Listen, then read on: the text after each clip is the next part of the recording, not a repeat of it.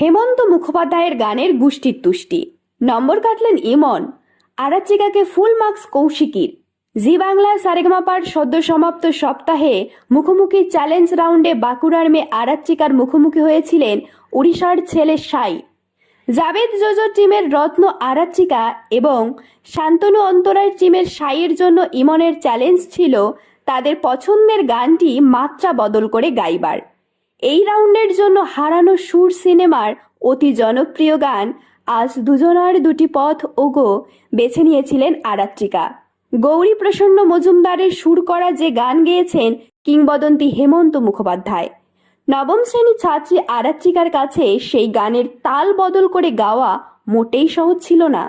গানের মুখরা অরিজিনাল গানের তালে গাইলেও পরে বদলাতে হয়েছিল তাল, যা করতে গিয়ে খানিকটা বেগ পেতে হয় আরাত্রিকাকে।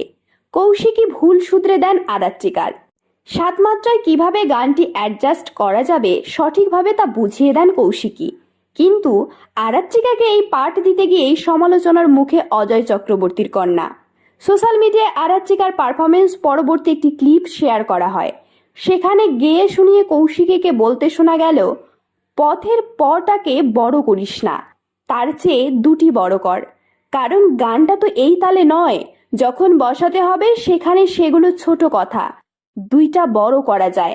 একটা ইউকার ইকার আছে, তাহলে কথায় যে নিজস্ব ছন্দ আছে সেটা সাত মাত্রার যতটা কাছাকাছি আনা যায়। ভালো করে গেয়েছিস, যেটা অরিজিনাল গান সেটা ভালো করে গেয়েছিস। আজ দুজনার দুটি পথ গো দুটি দিকে গেছে বেঁকে। পথটা পটা বড় করিস না, তার থেকে দুটিটা একটু বড় কর, পথটা ছোট কর।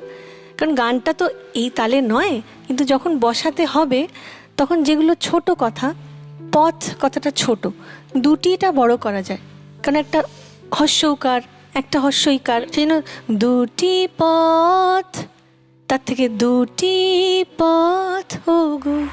তবে কৌশিকীর এই জাজমেন্টের সঙ্গে পুরোপুরি সহমত হননি ইমন।